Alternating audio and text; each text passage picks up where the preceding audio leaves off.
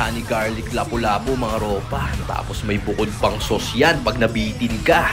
Dito naman tayo sa 3.5 kilo nating lapu-lapu ropa. Pinaliskisan na natin. Tanggalin natin yung hasang, tanggalin natin yung laman loob. Kita mo naman kung gaano kay smooth pinili ni Tito Otis yan ropa.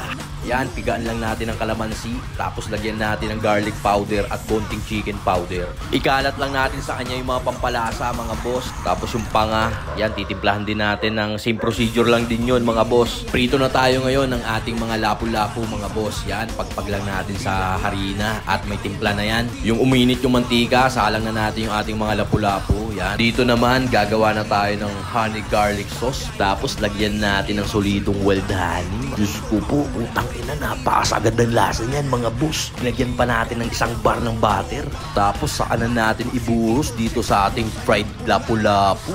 Agagay! Sarap niyan, ropa!